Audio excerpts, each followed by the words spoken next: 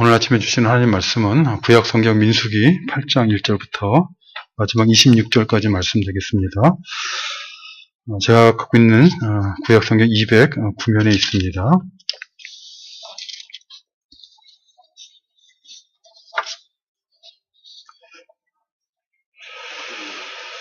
오늘 말씀, 본문 말씀 찾으신 줄 알고 민수기 8장 1절 말씀부터 봉독해 드립니다. 여호와께서 또 모세에게 말씀하여 이르시되 아론에게 말하여 이르라. 등불을 켤 때에는 7 등잔을 등잔대 앞으로 비추게 할지니라 하시매 아론이 그리하여 등불을 등잔대 앞으로 비치도록 켰으니 여호와께서 모세에게 명령하신과 같았더라. 이 등잔대의 제작법은 이러하니 곧 금을 쳐서 만든 것인데 밑판에서 그 꼭까지 쳐서 만든 것이라. 모세가 여호와께서 자기에게 보이신 양식을 따라 그 등잔대를 만들었더라. 여호와께서 모세에게 말씀하여 이르시되 이스라엘 자손 중에서 레위인을 데려다가 정결하게 하라.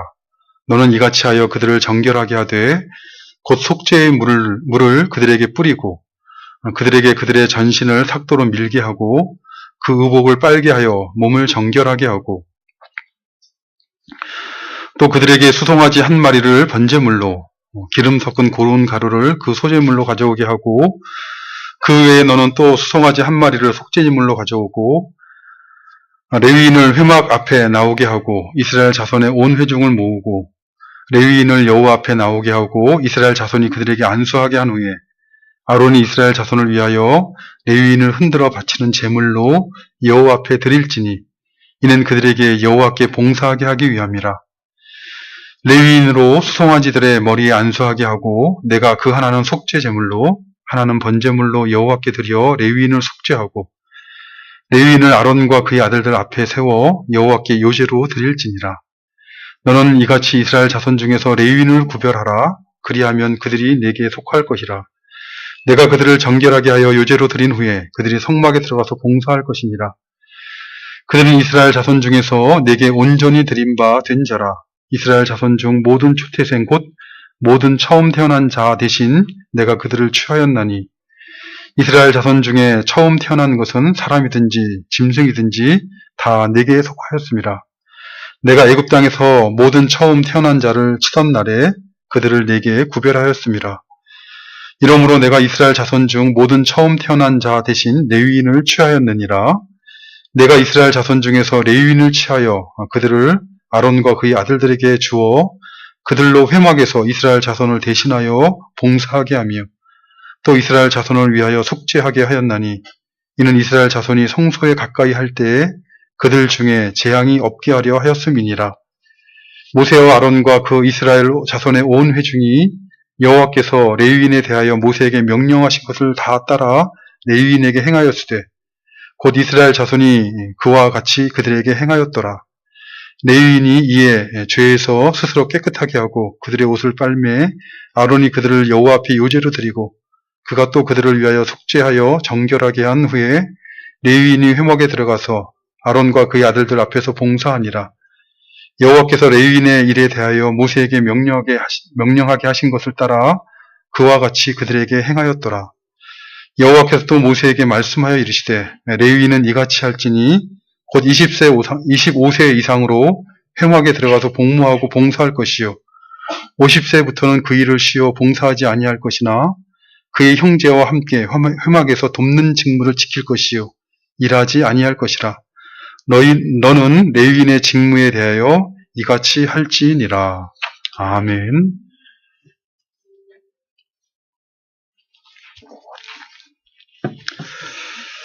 애굽에서 종살이하던 그 이스라엘 백성들을 구원하신 하나님께서 이스라엘 백성들에게 주시고자 하신 복은 세상적인 복이 아니라 신령한 영적인 복이었습니다.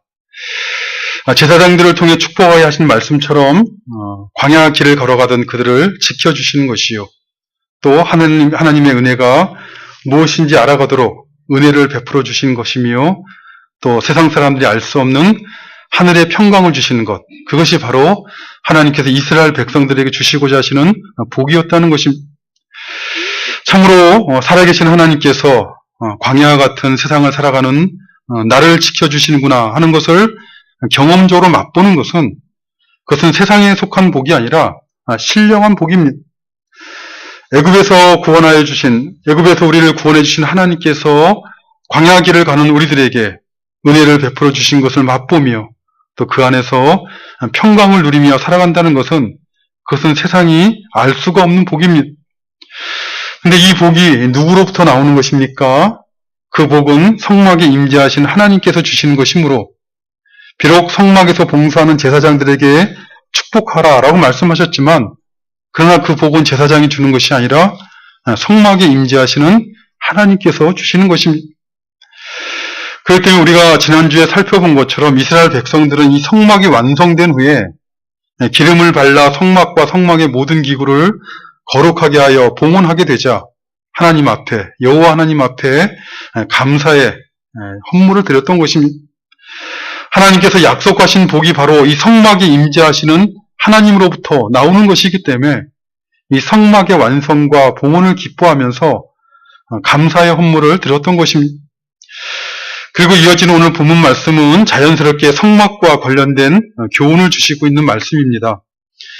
앞부분인 1절부터 4절까지 말씀은 성막 안에 성소를 밝히는 등불을 비추는 방식에 대해서 말씀하고 있고 나머지 5절부터 26절까지는 성막에서 봉사하는 일을 맡은 레위인들을 구별해서 하나님에게 바치는 위임식에 대해서 교훈하고 있는 말씀입니다.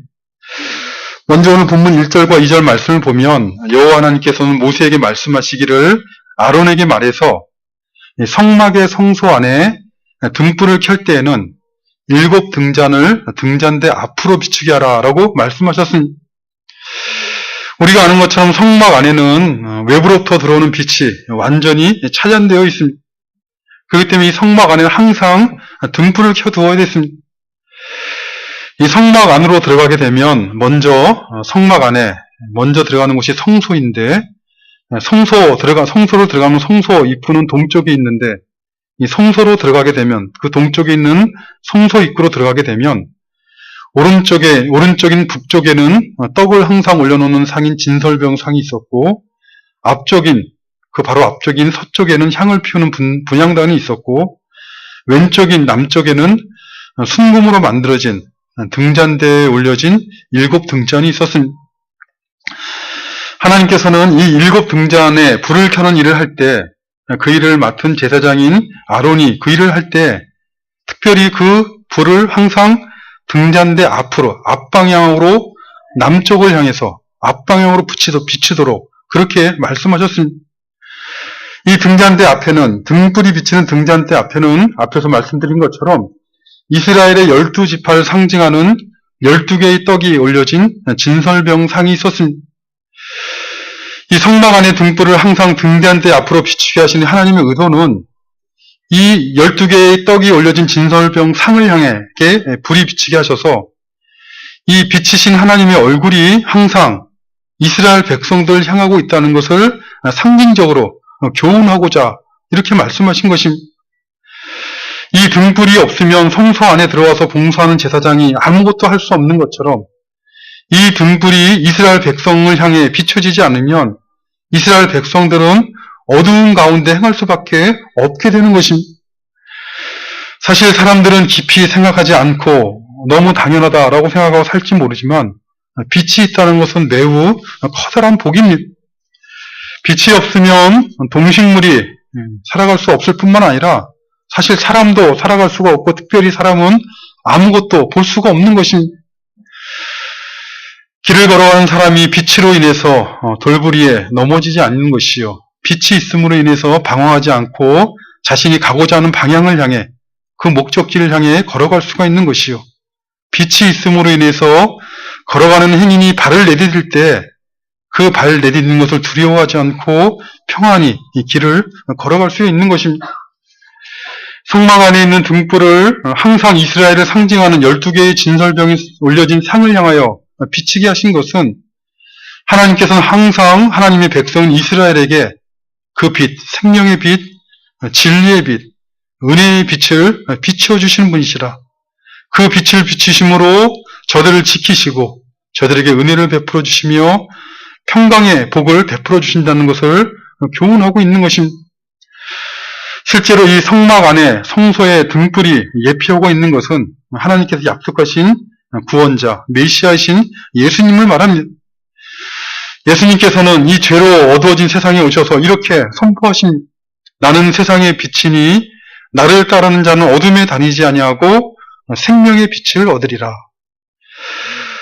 누구나 어둠에 다니지 않고 빛 가운데 행하고 싶지만 모든 사람들이 빛 가운데 행하는 것이 아니라 어떤 사람이 생명의 빛 가운데 어둠 가운데 다니지 아니한다라고 말씀하셨습니까?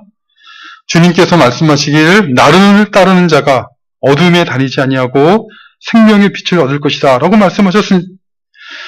세상의 빛으로 오신 예수님, 생명의 빛으로 오신 예수님을 따르는 사람, 그들만이 어둠에 다니지 아니한다라고 말씀하고 있는 것입니다. 사실 이 얼마나 큰 복입니까? 세상의 어둠에 사로잡혀서 살지 않는 것도 큰 복인데 생명의 빛을 얻게 된다는 것이 얼마나 큰 복입니까? 이 생명의 빛이라는 것은 영생을 얻게 하는 빛을 의미합니다. 동물과 식물들이 물리적인 빛이라 할 수 있는 햇빛을 받아서 생명 활동을 하는 것처럼 어두운 세상에, 죄로 어두워진 세상에 빛으로 오신 예수 그리스도를 따르는 사람들은 생명의 빛에 비춤을 받아서 영생을 누리게 하신다라고 약속하고 있는 것입니다. 예수님을 따른다고 하면서 신앙생활 한다면서 어둠에 다니고 있다면 그는 하나님께서 약속하신 예수님을 따르고 있는 것이 아니라 예수님의 이름을 사칭하고 있는 왜곡된 신앙생활을 하고 있는 것이 그것이 멸망의 길인 줄도 모르고 넓은 길로 걸어가는 많은 사람들이 그런 것처럼 소망이 없는 신앙생활을 하고 있는 것입니다. 사도 바울은 에베소 5장 9절에서 빛의 열매는 모든 착함과 의로움과 진실함이 있다라고 교훈하였습니다. 이 땅에서 살아가는 동안 하나님을 아는 생명에 떠나 있는 사람들, 무지함과 마음의 욕심을 따라 살아가는 이방인들의 삶을 부러워하지 마시고 빛의 열매를 맺는 삶을 살기 힘쓰셔서 참으로 우리가 어두운 세상 가운데서 불러냄을 받은 하나님의 백성이요 하나님을 아는 영광의 빛에 비침을 받은 하나님의 자녀라는 것을 스스로 알아가며 소망이 있는 장차 주님 오시는 그날에 소망이 있는 신앙생활하는 우리 모두가 되시기를 간절히 바라는 것입니다. 이처럼 성막 안에서 복을 주시고자 하시는 하나님의 은혜의 빛이 이스라엘을 향해 비추고 있었다면 성막 바깥에서는 어떤 일이 있었겠습니까? 성막 밖에서는 이스라엘을 대신하여 하나님에게 드려진 레위인들의 섬김과 봉사가 있었습니다. 그러나 레위인으로 태어났다고 해서 누구나 성막에서 봉사할 수 있는 것은 아니었습니다. 봉사할 수 있는 일정한 나이가 되면 위임식을 행하고 거룩하게 자신을 구별하고 난 후에야 그 봉사 일을 행할 수가 있었습니다. 하나님께서는 성막에서 봉사하는 레위인들을 거룩하게 구별하여 바치는 위임식에 대해서 모세를 통해 교훈하셨습니다. 이 레위인을 구별하여 성막에서 봉사하는 일을 맡게 되는 이 위임식은 크게 두 단계로 진행되었습니다. 첫 번째 단계는 레위인들을 정결하게 정결의식을 행하는 것입니다. 하나님의 일을 맡아서 봉사하려면 먼저 정결해야 된다는 것이죠. 부정한 상태에서는 성막에서 봉사하는 일을 감당할 수가 없는 것입니다. 부정한 상태에서 봉사하다가는 스스로 자신이 화를 당할 수밖에 없는 것입니다. 오늘 본문 6절과 7절 말씀을 보면 여호와 하나님께서는 모세에게 말씀하시기를 레위인들을 데려다가 정결하게 하되 그들을 정결하게 하되 속죄의 물을 그들에게 뿌리고 그들에게 그들의 전신을 삭도로 밀게 하고 그 의복을 빨게 하여 몸을 정결하게 하라 라고 말씀하셨습니다. 그러니까 레위인을 정결하게 구별하는 의식은 세 가지로 이루어졌는데 먼저 붉은 암송아지를 태운 재로 만든 의식용인 물인 속죄의 물을 그들에게 뿌려서 그들의 마음속에 있는 모든 죄악을 제거한다는 큰 의식을 행합니다. 그리고 다음에는 그들의 전신을 삭도로 밀게 하였습니다. 신체에 붙어있는 모든 털을 제거한다는 것은 몸에 붙어있는 더러움을 제거한다라는 의미를 가지는 의식이었습니다. 그리고 마지막으로 그들의 옷을 빨게 하였습니다. 그 사람의 몸을 걸치고 있는 옷, 사람의 몸에 닿고 있는 외부에 옷까지 빨아서 겉까지 철저하게 정결하게 하는 의식을 행하게 하시는 것입니다. 이렇게 마음과 몸과 입고 있는 옷까지 철저하게 정결하게 하는 의식을 마치고 난 다음에는 두 번째 위임식 단계를 행하는데 그것은 바로 제사를 드리는 것이었습니다. 정결 의식을 마친 레위인들은 하나님께 드릴 제물을 가져오는데 그들이 위임식에 드릴 제물은 제사는 번제와 소제와 속죄제였습니다.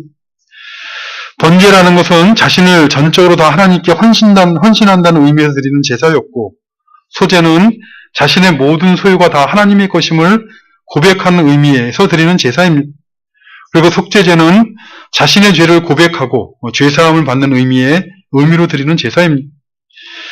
근데 이 레위인을 위임하는 이 위임식에서 드리는 제사는 그 절차를 보면 매우 특이한 것이 있습니다. 오늘 보면 10절에 보면 먼저 이스라엘 자손들이 레위인들의 머리에 안수를 하게 하였고, 그리고 난 다음에 12절에 보면 레위인들이 그 후에야 번제물과 속죄물로 드리는 수송아지 머리에 안수를 하였습니다. 그리고 마지막으로 대제사장인 아론이 레위인들을 흔들어 바치는 제물로 여호와께 드리게 하였습니다. 이 제사가 매우 특이한 것은 일반적으로 제사를 드릴 때 제사를 드리는 사람이 드리는 제물의 머리에 안수를 하는 것이 일반적입니다. 이 제물들의 머리에 안수를 한다는 것은 이 제사 드리는 사람의 모든 책무들, 그의 의무가 제물에게 전가된다는 것을 의미하는 신앙의 행위였습니다. 근데 이 레위인들을 위임하는 레위인들에게 성막에서 봉사할 수 있는 그 일을 맡을 수 있는 그 일을 맡기는 이 위임 제사에서는 레위인들이 제물에 안수를 하기 전에 먼저 이스라엘 백성들이 레위인들에게 안수를 하게 했습니다. 이스라엘 백성들이 제사를 드리는 것이 아니고 레위인들이 제사를 드리는 것임에도 불구하고 먼저 이스라엘 백성들이 안수를 하는데 그것도 제물이 아니라 레위인들에게 안수를 하게 하셨습니다. 이것은 하나님 앞에서 이스라엘 백성들이 갖고 있는 책임과 의무들이 레위인들에게 전가되었다는 것을 의미하는 행위입니다. 하나님께서 이스라엘 백성들에게 먼저 이 위임식에 위임받을 레위인들에게 안수하게 하신 이유는 우리가 이미 앞에서 살펴보았고 또 오늘 본문 14절 이하에서도 다시 설명하고 있습니다마는 이 레위인들은 하나님 앞에서 이스라엘의 장자를 대신하는 사람으로 택함을 받았기 때문에 그렇습니다. 이스라엘의 장자는 이스라엘 백성들을 대표하는 자요. 그런 의미에서 레위인들이 하나님 앞에서 이스라엘을 대표하는 사람으로 택함을 받았기 때문에 그런 것입니다. 출애굽기 13장을 보면 출애굽 당시 애굽 땅의 모든 장자를 치는 그 재앙의 날에 하나님께서는 이스라엘의 장자들의 생명을 보존하여 주셨습니다. 원래는 애굽인의 장자들처럼 죽임을 당하는 것이 마땅하였지만 6월절 어린 양의 피를 믿는 믿음으로 인해서 그들의 생명을 보존해 주시고 그들을 자신의 것으로 삼으신 것입니다.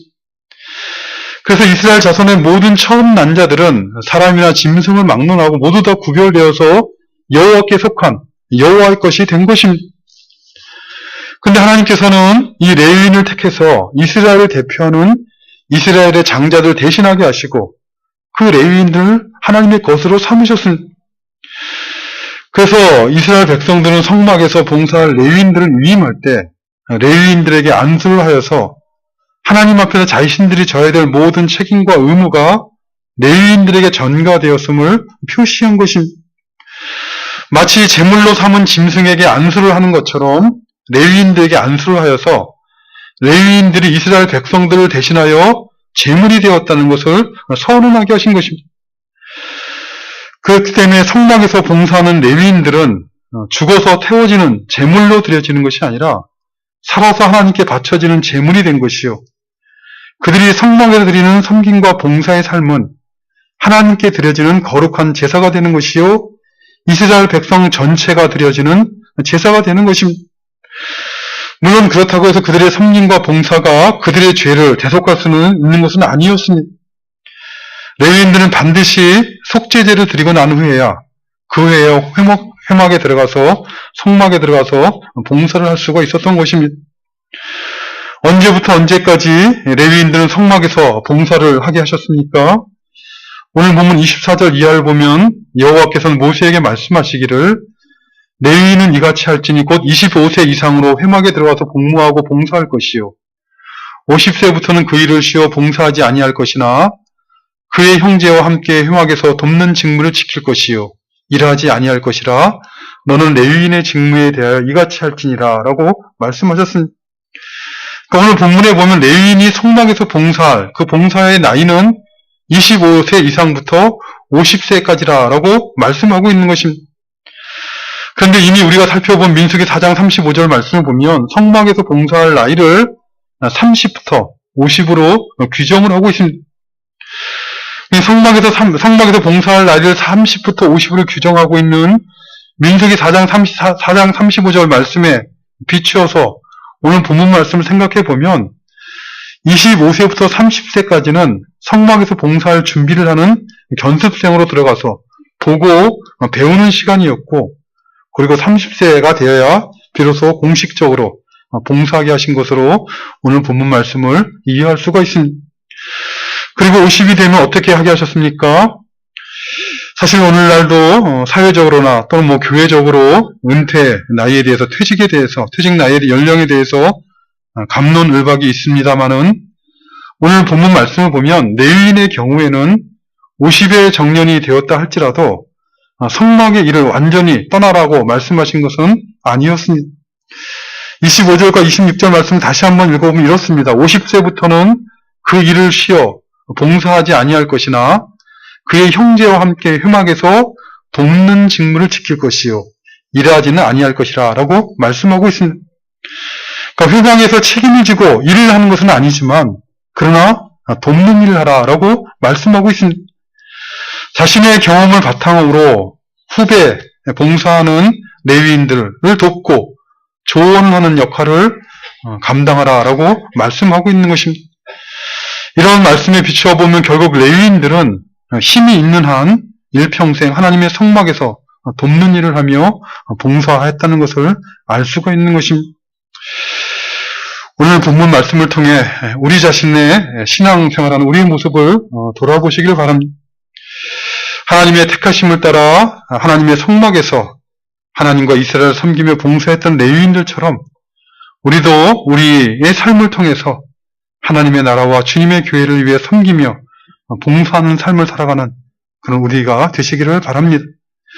세상의 빛으로 오신 예수님을 따르는 자녀답게 이 하나님을 아는 생명에서 떠난 사람들, 무지함과 마음의 욕심을 따라 살아가는 이방인들의 삶을 부러워하지 마시고 우리가 어두운 세상에서 불러냄을 받은 하나님의 백성이라는 것을 스스로 확증하는 신앙생활, 우리가 참으로 하나님을 아는 영광의 빛에 비춤을 받은 하나님의 자녀라는 것을 스스로 알아가는 그러한 것을 알아가는 즐거움이 무엇인지 맛보아가는 그런 신앙생활하는 우리 모두가 되시기를 간절히 바라는 것입니다. 아버지 하나님 감사합니다. 오늘도 하루를 주님 앞에 살아갈 수 있도록 은혜 베풀어 주심을 감사드리옵나이다. 하루하루 인생의 날을 살아가면 살아갈수록 우리 인생의 날들이 얼마나 짧은가 하는 것을 계수할 수 있는 영적인 지혜를 허락해 주시고 하나님 앞에 나아갈 그날을 믿음으로 준비하는 영적으로 깨어서 살아가는 저희들 되어줄 수 있도록 주님 도와주시옵소서.